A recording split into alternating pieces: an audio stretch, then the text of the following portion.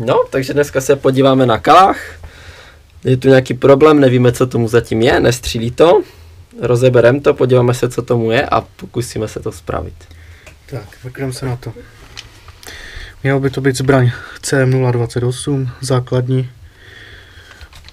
základní zbraň, co si většinou nováčci kupujou. Uděláme si nějakou lehkou údržbu a zkusíme to spravit, jestli se nám to povede. Tak, začneme od dělání vrchní krytu, od dělání přepínače střelb.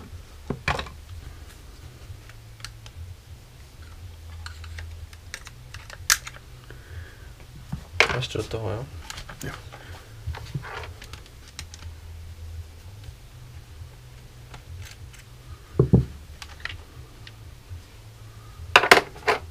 Většinou tyhle ty části, jak je rozebíráte, bylo by fajn, jak si to člověk někde dává, ať se mu to nestratí. Potom je pak problém, že?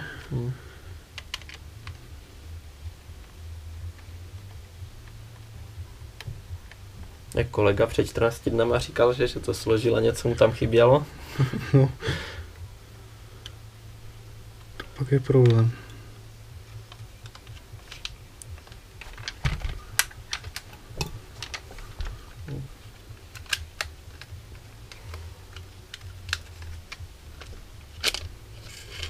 Tak. Tuhle tu vrchní líštu oddělávejte opatrně, protože jsou tady zapadky, do které to zapadává, to se vlastně takhle zadělá pomocí těch líšt, těch zoubků teda. Ono se často stává, že to praskne, že?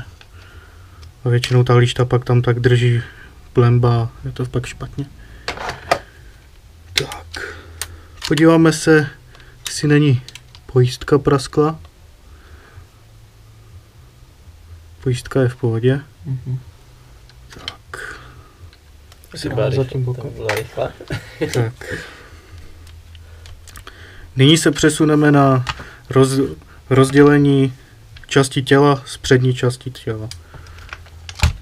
K tomu potřebujete povolit tady tyhle 4 šroubky křížové.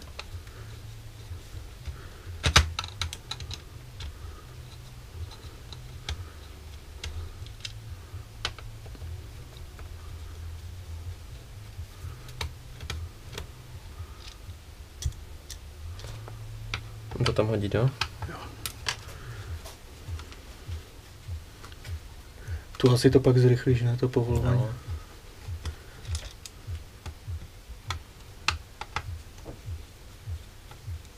Já na druhou stranu natáhnu watch time. A tak jinak jak dlouho je starý ten kalech? No... Tyjo. Kdy byl tata naposledy s náma na softě? To už bude mít tak 5 roků určitě, podle mě víc. A to ještě jsme kupovali z druhé ruky, že to někdo dal do bazaru v Těšně.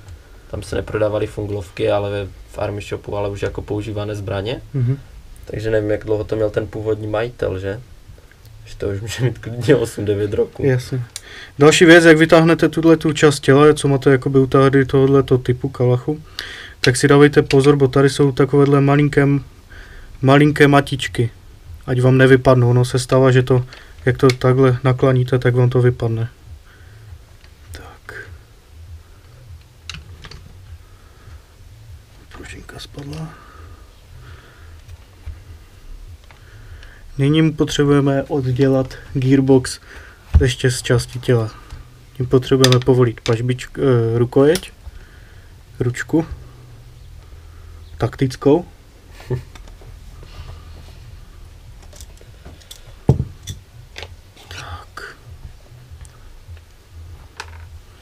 Tak a nyní zbývá už jenom to oddělat pomalu, ať nic nevypadne. Tak, část těla si dáme bokem.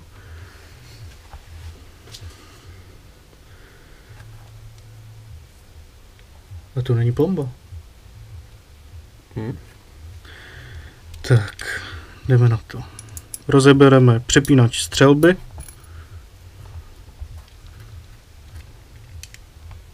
Asi už je to hlasiny.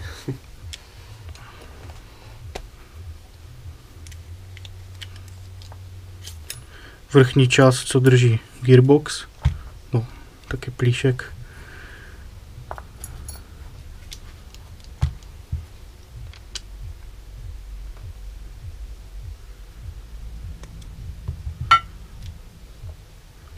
Jo, je vidět, že to je ten jeden z prvních gearboxů, protože jak se podíváš, tak tu jsou ještě plastové ložiska, jo, 7. To už je hodně old school.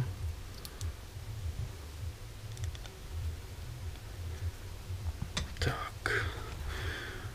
Povolíme si kryt na rychlomazání.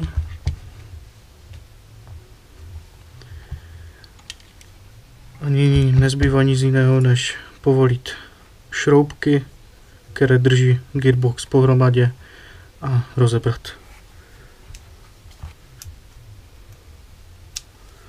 Tak, povolíme si motorek, klec motorku.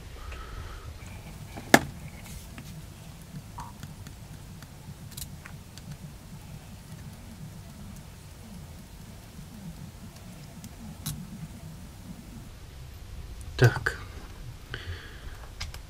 Teď vyzkoušíme, jestli motorek reaguje s kontaktama. Jestli není nikde problém s elektronikou kabeláží. Tak.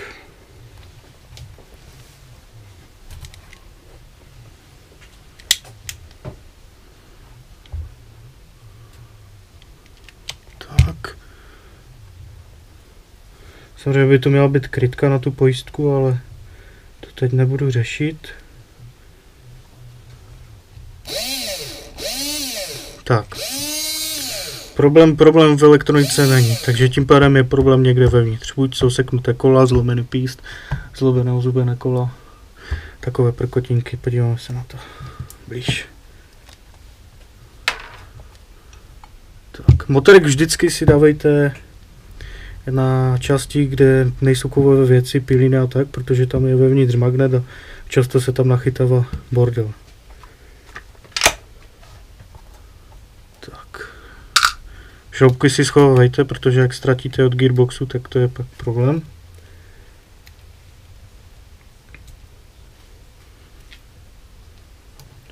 Ještě to tam?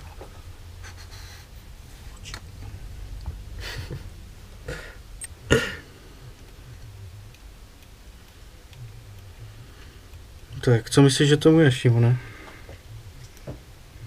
Půjde to spravit, nebo se bude jako nová zbraň kupovat? No tak to určitě ne. To se určitě radši spravím, než kupovat novou zbraň. Jak už to takhle rozebíráte, tak si většinou přidržujte ten gearbox, ono se může stát, že nemělo by se to stát, ale může se stát, že on to může trošku se nadzvednout sílou pružiny a vystřelit vám trn a někoho tím zasáhnout. V nejhorším případě.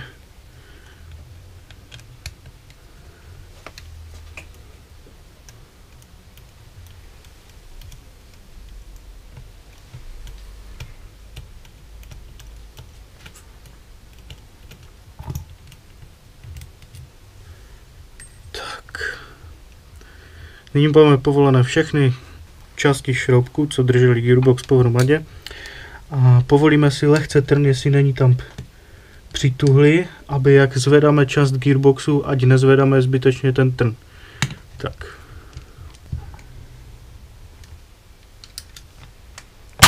Tak.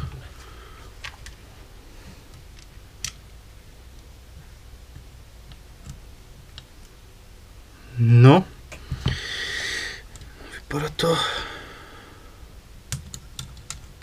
zajímavě. Dost staře, tak.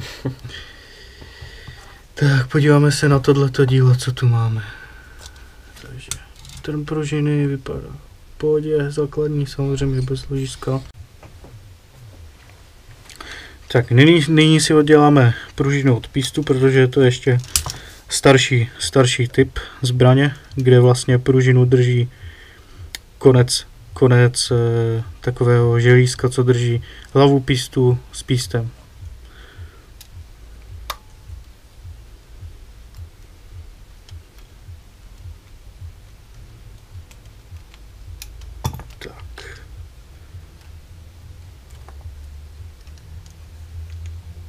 Jo.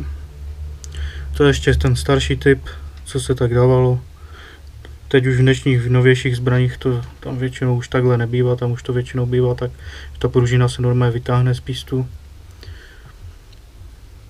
Mělo by to být základní pružina, takže něco cca kolem M90, M100 si myslím.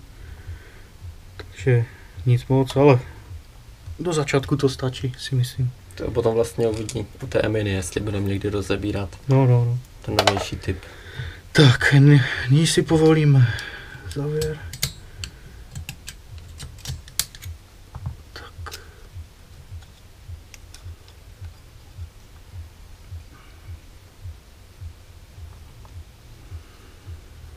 Tak, valec celkem zasraný, co se dá čekat po těch letech.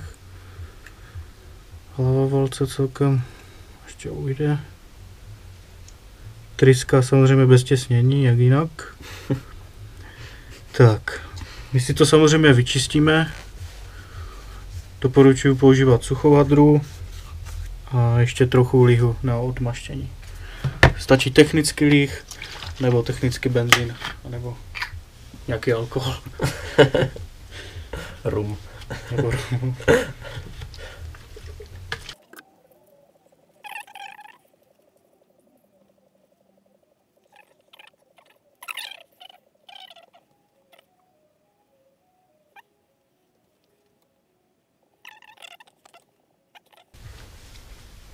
Tak, vzduchotechniku máme vyčištěnou a teď ji zkusíme složit zpátky. Valec se vždycky snažte dávat směrem buď takhle, nebo takhle, ať vlastně tato dírka, co je jakoby na přebytečný vzduch, není dána jakoby směrem dolů, kde to je vlastně zavřené ten kryt. Jo, ať to vždycky je takhle, nebo naopak.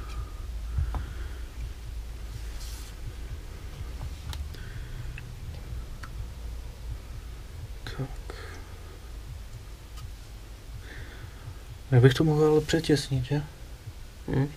Tak napadlo.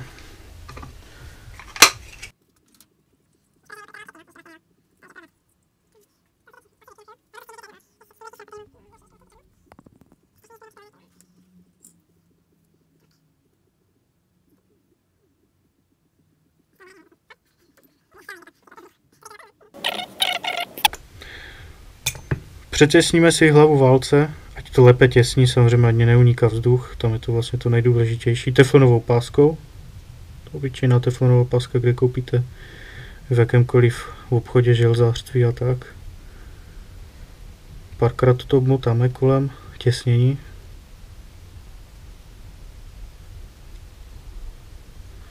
Nebojte se, že vám to tu tak přečuhuje, to se pak uřízne, jak to bude vložené ve válci.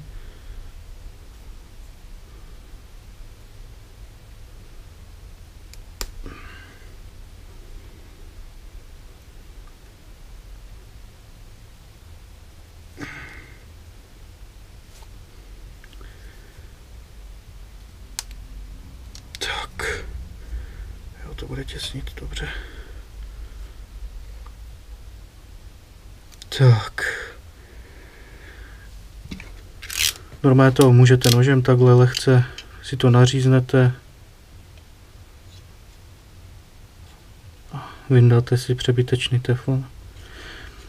Buď jsou přímo pásky, které jsou vlastně tenčí v průměru, ale bohužel mám jenom tu větší průměrovou.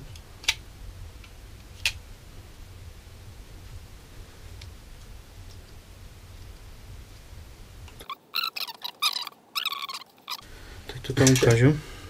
Takhle to vypadá po obřezání. Tak. Nyní trysku. Jelikož jsme vyčistili tady ten mosazný hrot, říkejte mu, nebo výfuk, někdo tomu, jak tomu říká, tak ono, jak to jezdí, tak trošku to tam drhne, že? To aj cítíte. Tak je vždycky dobré vzít silikonový olej, trošku to stříknout, ať to lépe jezdí, možná trošku se lepší těsnost, ale bez těsnění u trysky to moc nepomůže. Ať to má co nejmenší tření, no. Tak, párkrát přeďte A to by mělo být dobré, co se týká trysky. Dávejte si pozor, ať ta tryska není zbytečně masná, protože se to může dostat ta masno tak do kontaktu s hobab gumičkou a tím pádem vám budou propadovat kuličky, že ta gumička bude masná a ta kulička propadne. Tak. Ale už. Tak, nyní si zkompletujeme zpátky píst s pružinou a s hlavou pístu. Tak.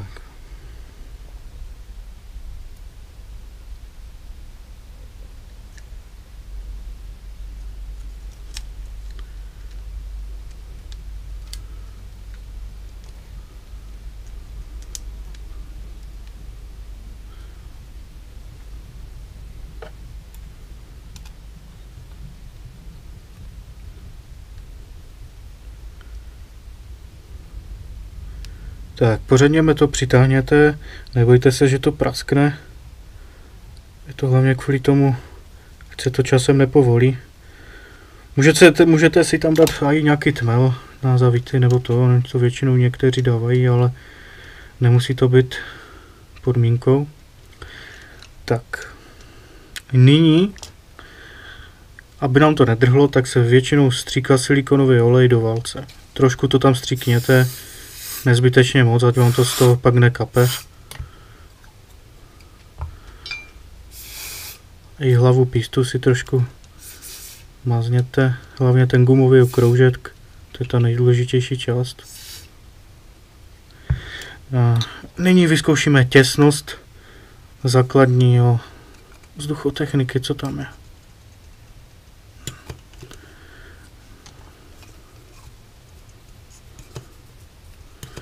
No, celkem v pohodě to drží, po těch dlouhých letech možná okroužek bych vyměnil. Co ty na to? A ne, mně se zdá, že to těsní dobře. No, to já jsem taky čekal, ale profukuje to tady. Dívej, sleduj, přes tu trysku. Jo, ona nemá těsněji, no, to vždycky tam. Přesto profukuje, jo, sleduj. Ale s tím já nic neudělám. No, s tím já nic neudělám, protože upgrade nechceš. Takže tak, no. Tak. Nyní se mrkneme na kola. Takže to jsou úplně ty nejvíce základní, co dává Cima do těch všech gearboxů. Vidíme tady ty plastové ložiska, sedmičky. Podložky tu ani nejsou, jak se tak moc dívám. Vypodložkování asi taky nebude nic extra. Jo, takže to všechno vyčistíme a zkusíme si to vypodložkovat sami. Tak. Můžeš. Tak, kola máme vyčištěné a vypodložkované. To jsme udělali během střihu, protože to je hodně nadlouho. Šimon tam hodí popísek na tutoriál, jak se to vypodložkovává. Není to nic těžkého. Tak, nyní si to trošku promažeme, protože to bylo úplně, vazelína byla stará, vyčistili jsme to, tak to lehce mázneme vazelínou. Stačí fakt jenom lehce to mazat tady tak kolem. Není zbytečně tam dávat toho moc, jak to někteří dávají. Jo. Vlastně ty části tady tak lehce jenom. Vodící lištu na píst lehce máznout.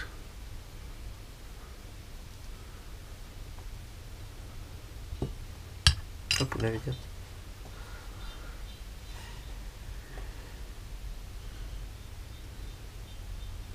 A i ty plastové kluzné ložiska, tam taky trošku vazelínky. Jestli máte kuličkové, tak tam doporučuji dávat silikonový olej. Tak. A i ty kola lehce tak máznout. Jak říkat, nedávat zbytečně toho moc.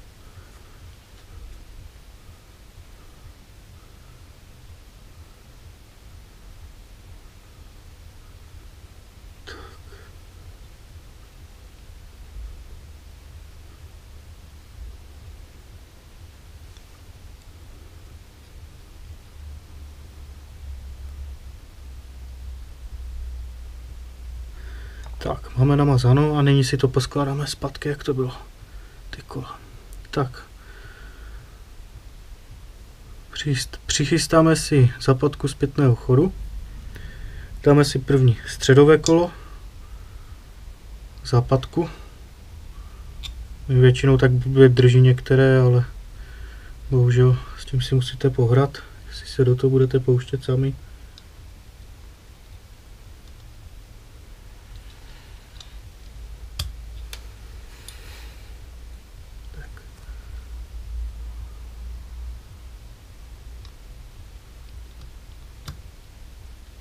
Tak. Nyní si vložíme zpátky valec se vzduchotechnikou a dáme tam ještě zpátky vodící lištu na trysku, která je tady. Na tom černém. Ono je důležité, ať to vždycky dáte, ať vám ta vodící lišta na tu trysku zapadne tady do těch drážek, jo.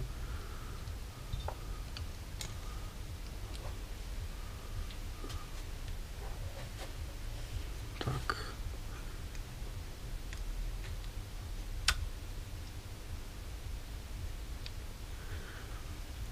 Nezapomeňte si tam dát pružinu, zapojit zpátky od té vodící lišty. Tak. Tohle můžete vyzkoušet, jestli funguje správně. Nikde nedrhne. Tak. Nyní si vložíme zpátky píst. S pružinou samozřejmě. Tady to jinak nejde. A trn pružiny. Nyní máme připraveno na poskládání zpátky Big Gearbox. Nezapomeňte, pokud máte taky takovýhle gearbox, tak tam nezapomeňte dát tady tenhle část dílu. U některých to tam nemusíte dávat, u některých to jde normálně pak dát zpátky, jak máte poskládané, tak to normálně vložíte, že? Jenže tady to bohužel jinak nejde. Šlo by to, pokud si to tu lehce upilujete, ale záleží na vás. Tak.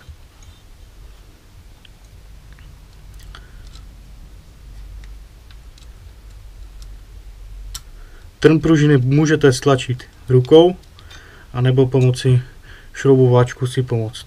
Jo. Záleží na vás, jak se vám to bude lépe dělat a podle toho, jak máte i silnější pružinu. Některé pružiny jdou docela hodně těžko. A doporučuji si vždycky držet jedním prstem valec, protože jak to budete stlačovat, tak se vám bude stávat to, že vám to bude takhle vyskakovat.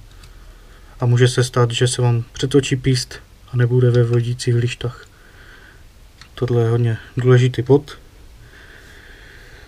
Zkontrolovat, jestli máte všechno zapojené, jestli máte daný západku zpětného chodu správně, jestli máte pružinku a tyhle ty věci, ať to zbytečně nemusíte rozebírat několikrát. Tak.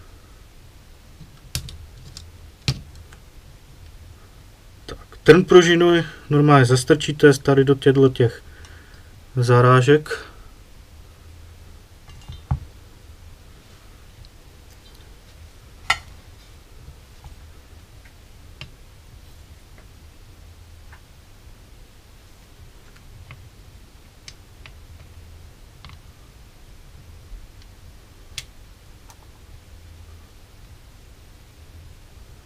Tak.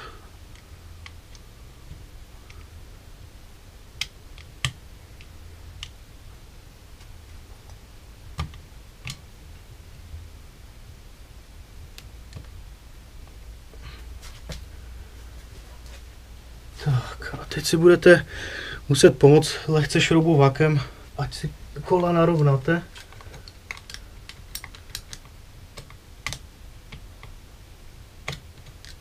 No, většinou se stává, že ta zapadka vám tak lehce se pohne. Ne vždycky se to povede na poprvé, záleží, jak to máte natrénované. Tak.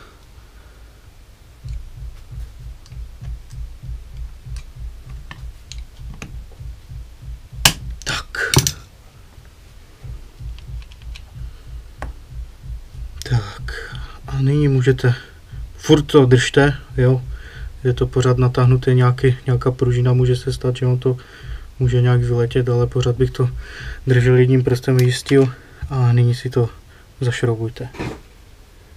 Tak. Super.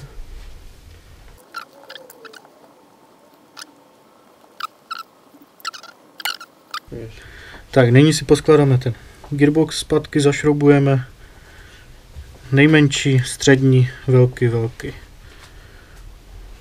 Takže střední šroubek, malý šroubek, krátký teda a dlouhý.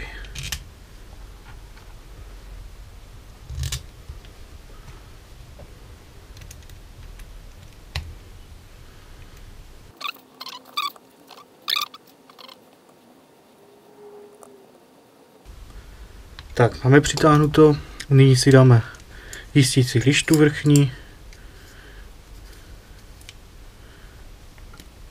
Někdy jde docela těžko, nebojte se toho. Tak. Klec s motorkem si dáme zpátky.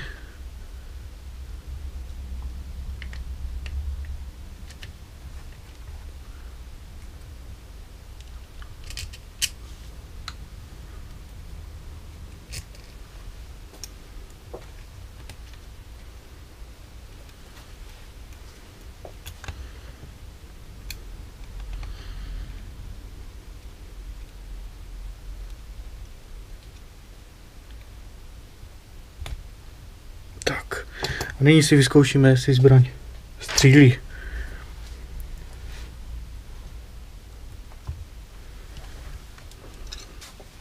To mě fakt zajímalo.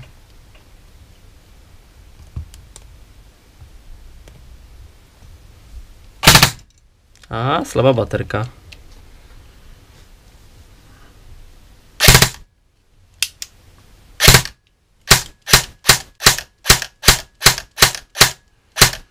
Ta pojistka to není moc dobré, tohleto řešení.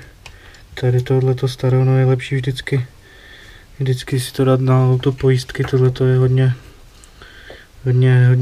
zbytečné ztráta toho přenosu proudu přes tu baterii. No.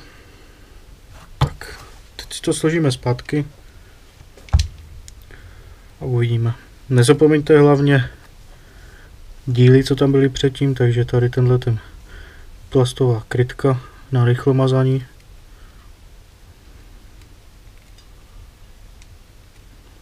Tak. Režim přepínání střel.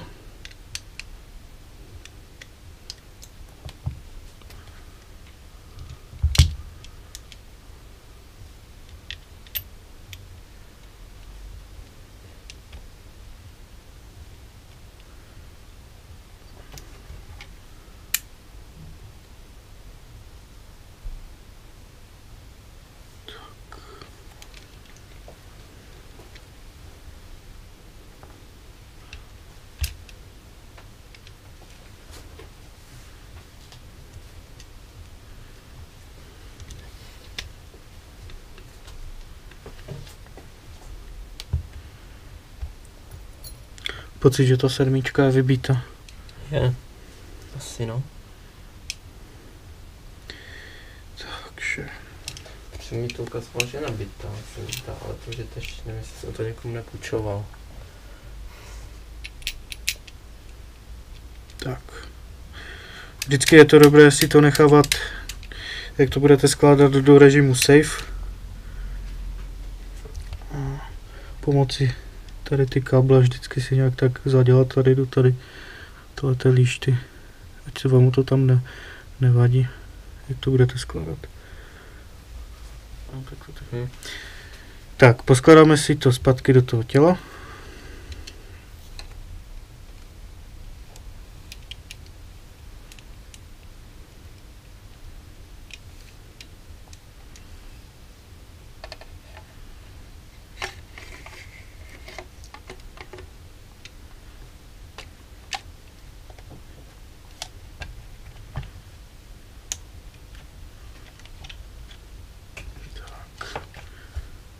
podívat se, jestli kable nejsou nějak přichycené zbytečně, někde se nedrhlí tak.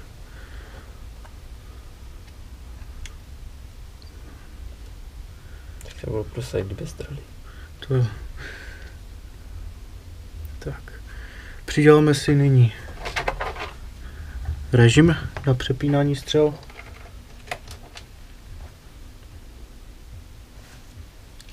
Vždycky touhle západkou, tady na tuhle západku, to asi je všem jasné.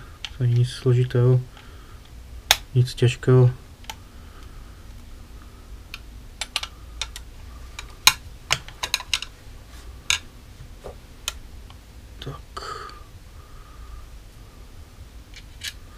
No je většinou dobré tady u těch kalašníkovů se stává to, že po čase, jak hrajete a furt přepínáte ze save na auto nebo na semi, to je jedno, tak se vám to povolí, že? Tak ono je dobré někdy si tu trošku kapnout tmelu nebo něčeho, ať se vám to trochu nepovoluje tak často, anebo vždycky si to před každou akci přitáhnout šroubovákem.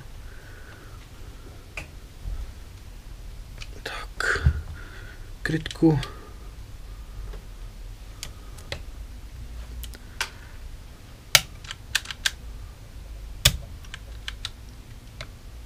Tak, funguje. Ručku.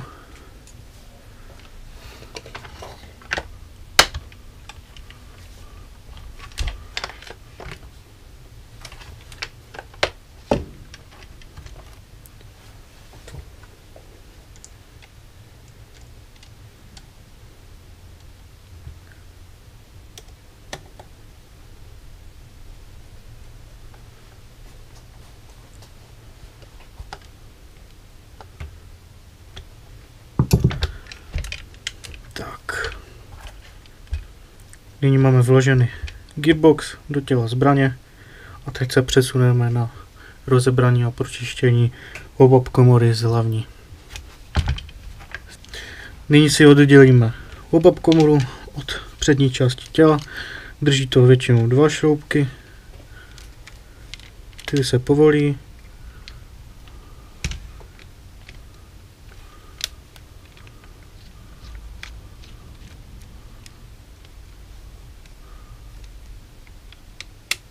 Bokem.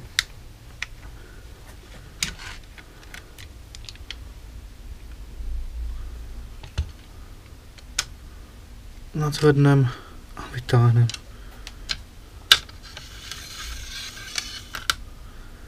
Tak. Přední část těla dáme zatím bokem. A nyní se vrhneme na rozebrání samotné obob komory. Všiml jsem si, že tady nějací experti to tu nějak přetěsnili, ať to asi neuniká, nevím, jestli to tam přímo v prodejně udělali, nebo kdo to udělal, nevím. Moc to asi nefunguje. Tak. Povolíme si zamek obob komory. Tím, že ho odtrhneme, někdy to jde těžko, nebojte se. Povolíme si štelování nebo řízení při tlaku obob.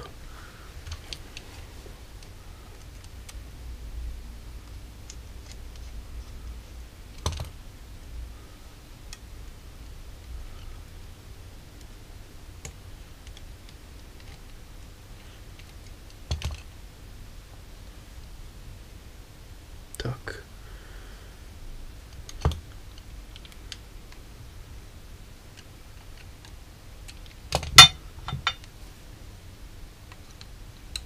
Si to vytáhneme, aby jsme si vytáhli přítlačný váleček, ať nám tam pak nevypadne zbytečně. Vím, že tam už je hodně zatuhlej. Tak, tohle je přítlačný váleček, nestraťte, pak si nebudete moct štelovat obob. Dá se to samozřejmě něčím nahradit, třeba kouskem kablu, ale to už jsou takové hodně punk věci. Nyní si odděláme hlaveň od obob tím, že to vlastně chytneme komoru a zkusíme lehce točivými pohyby povolit. Samozřejmě je to za tu dobu nějak přituhlé, A nejde to. Nejde to, Šimone. No. Že tam mají rupla. Tak. Povolíme si to točivým pohybem. Někdy to jde stuha. Bohužel tady asi je ta gumička špatná, jak asi vidíte. No. To je hodně promačka, už stará. Vyměníme za novou. Tak. Tohle bych doporučoval dělat každý rok. Vyměna gumičky. Je to dobrá věc. Vymezovací prsten schovejte. A nyní se vrhneme na pročištění hlavně. Budu to dělat základním vytěrákem hlavně, protože ne každý má doma sadu speciální na čištění hlavní, ale bohužel to vám bude muset asi stačit. Použijeme klasický vytěrák, co máte v každé základní zbraní, co si koupíte.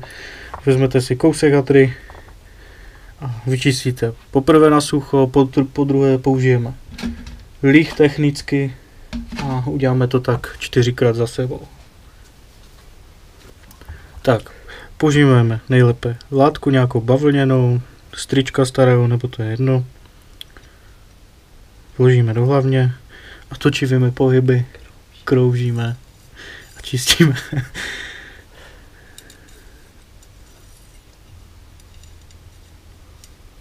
Tak, to celkem špinavé. Nyní si dáme druhý hadříček a ten už teď namočíme do lihu. Nebo do různých odmašťovadel, záleží co máte.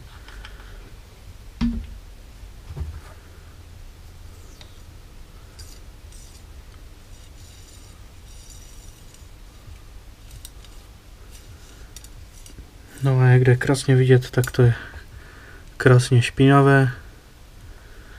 Už pár let to nebylo čištěné ta hlaveň.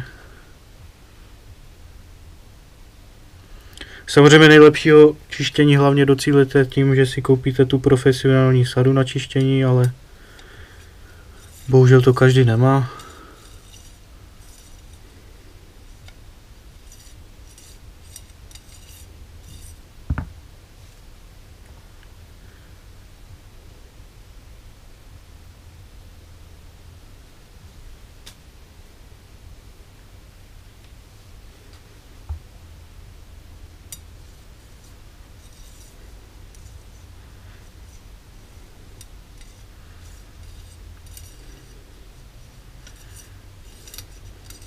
Čistíme do té doby tak dlouho, dokud bude hadřík čistý. Tak, jako teď.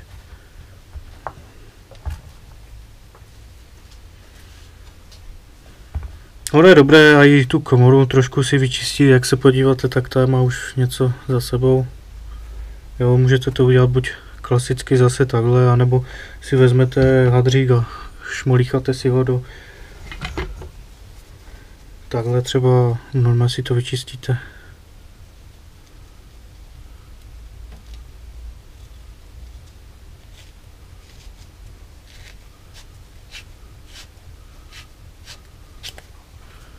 Tak. Teď část, kde se podávají kuličky, taky většinou bývá špinavá. Jak někdo používá kuličky ze země. Tak, nyní máme vyčištěnou hlaveň, vyčištěnou hobab komoru a složíme si ji zpátky. Samozřejmě gumička stará se tam nepoužije, ale použijeme novou.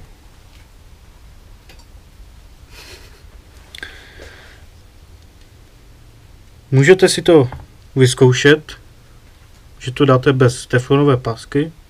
Uvidíte, jak vám tam půjde moc natěsno.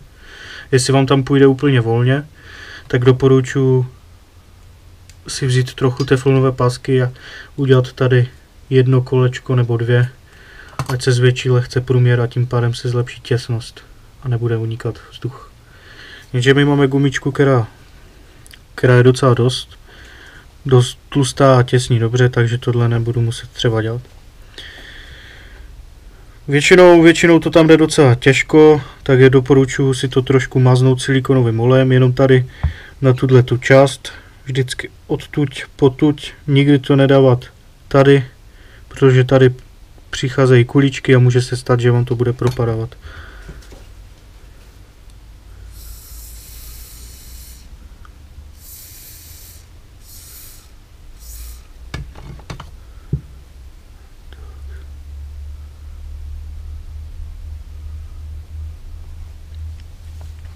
Jak budete nasazovat, tak si vždycky dávejte pozor, ať máte spodní část, tady tu drážku se spodkem hobab komory, neboli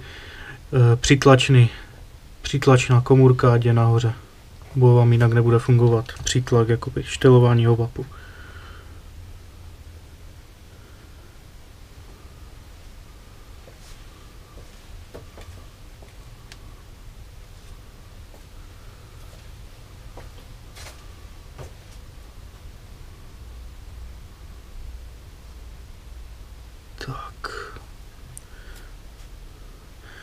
Vždycky se podívejte, zkontrolujte, jestli se vám nezmačkla ta gumička, jak to dáváte, může se stát.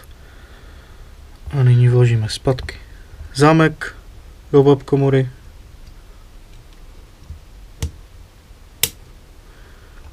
Vymesovací prstínek.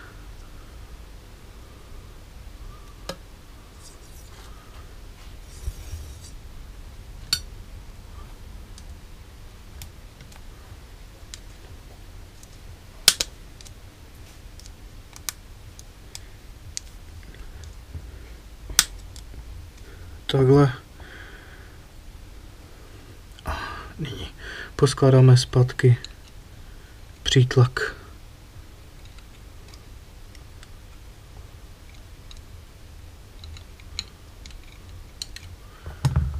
Tak.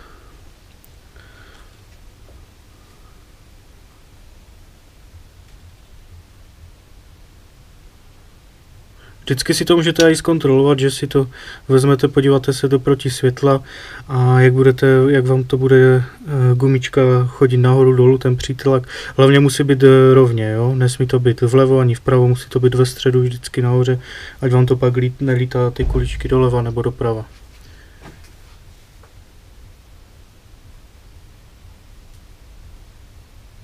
Což v našem případě se stalo. Tak, nyní vložíme štelování neboli, jak to je spisovně, teď mi vypadlo to slovo, no to je jedno. Štelování hobabku.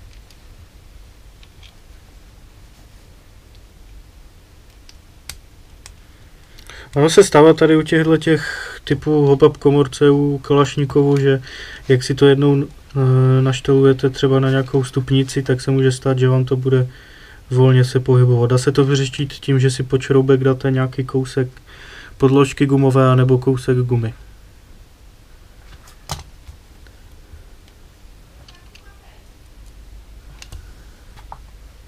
Tak, zašroubujeme to zpátky.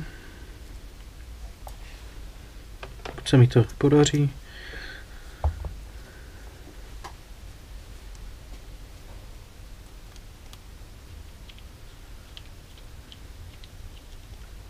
Tak. A nyní to jezdí v pohodě, nikde to nedrhne.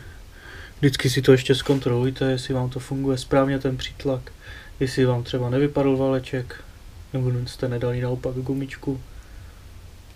Tak. Nyní poskládáme zpátky hobab komoru do přední části těla.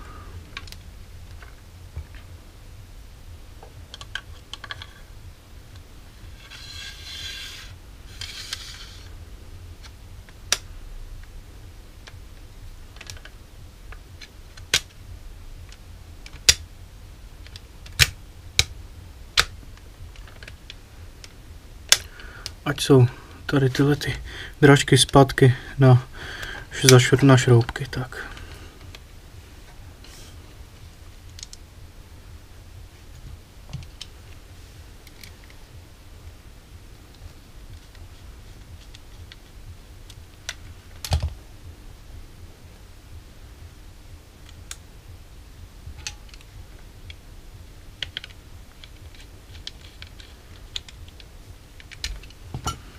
Tak, a máme hotovo.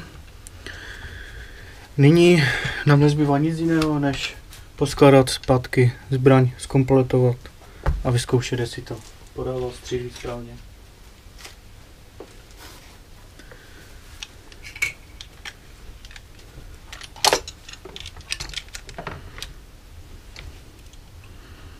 Takže kabel si dáme bokem, ať nám nevadí. Zkontrolujeme, jestli nám nevypadly matky, jestli jsou zase spadky v drážek, co tu jsou. A vložíme zpět.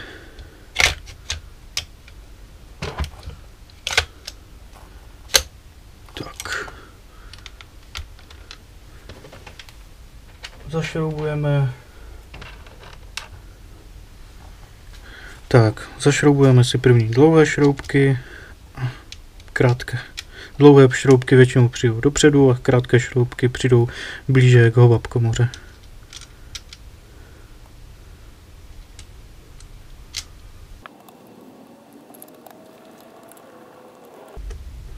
Zbytečně to nějak moc nervujete, protože pokud nemáte kovové tělo, tak se může stát, že ten plast, jak to zbytečně moc přervete, tak to může prasknout.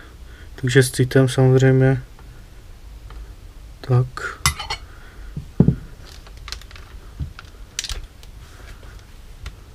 Tak. Teď si poskládáme zpátky pojistku, která nám bude dělat problémy, protože je to špatně vymyšlené a není tady krytka na pojistku. Ale co už.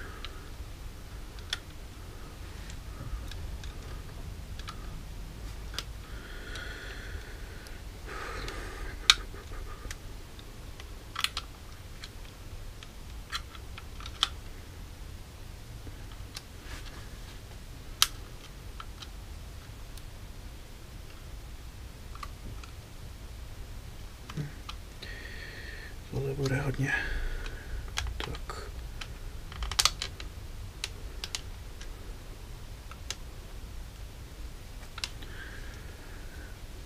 Nezapomeňte si dát zpátky pružinku, pokud vám vypadla tady z této části.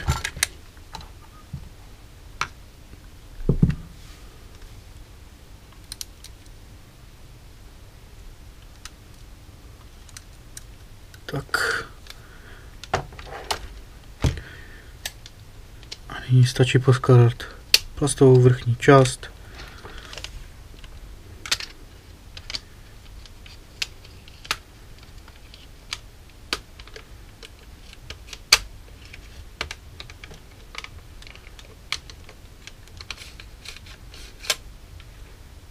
Jo, zkontrolovat, jestli vám všechno sedí, drážky, díra na vrutek a přišroubovat.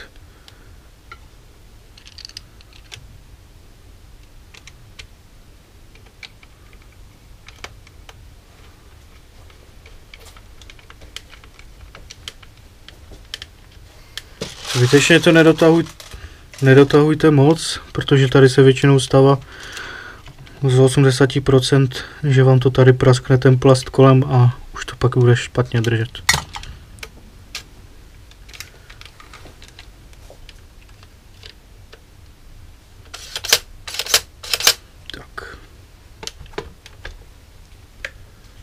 Tak. A nyní vyzkoušíme, jestli zbraň funguje, což by samozřejmě měla. V našem případě používáme baterii Lipol. Myslím, že to je 11.1. Správně bychom měli používat 7.4 nebo nějaké slabší. Já tohle budu používat jenom na jednotlivé, ale nedoporučoval bych používat 11.1 bez nové kabeláže a MOSFETu. Může se stát, že on to bude zbytečně opalovat spínací kontakty a motorek zbytečně bude trpět.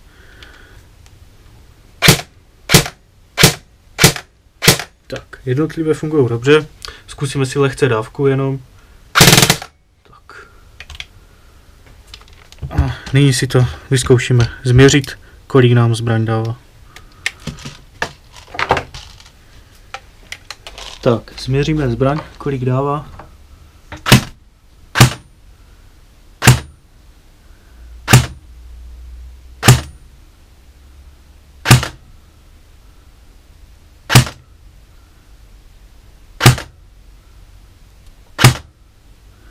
Takže je to v průměru nějakých od 97 až do 99 metry za sekundu. S tím, že máme použité 25 kuličky, takže to může dávat nějakých 105 metrů za sekundu. Což si myslím, že je celkem v pohodě, na to, že jsme vlastně neudělali nic, jenom vlastně promazali, přetěsnili a vyměnili hobak gumičku. Takže já si myslím, že to je docela dobrá věc. Na to, že tam je 90 pružina. Na to, že tam je 90 pružina. A myslím si, že když si někdo koupí obyčejnou 100 nebo 110 od Guarderu, tak může mít klidně i víc metrů za sekundu. Samozřejmě vzduchotechnika nová. Kdyby se vyměnila tryska s těsněním, tak to hned zvedne něco. Takže tak. Dostřel to parádní, nějakých těch 40-45 metrů. Je tam dlouhá hlaveň. Docela dobrá zbraň. Takže já si myslím, že to je pro dnešek všechno. A Šimon se tady s váma rozloučí. No a já se s váma podívám ještě na ten další kanál, který jsem vám slíbil. A jinak se uvidíme u dalšího videa. Zatím. Tak jo, mějte se. Ahoj. Tak, první kanál, který jsem se rozhodl vybrat, je Stejsky. Momentálně má 2085 odběratelů. Já vám na něj hodím do popisku odkaz, hodím ho i tady do ička, jestli to zvládnu. A co bych vám k němu řekl? Má momentálně 120 000 shlédnutí u videa. Má tam asi něco mezi 20 až 25 videí o Airsoftu. Předtím točil Counter-Strike. No a u videí má něco kolem 10 až 600 shlédnutí. Tak jo, jestli se na ně budete chtít podívat, máte odkaz v popisku a já se už loučím u tady toho videa a za týden se na vás těším u novýho. Tak zatím ahoj.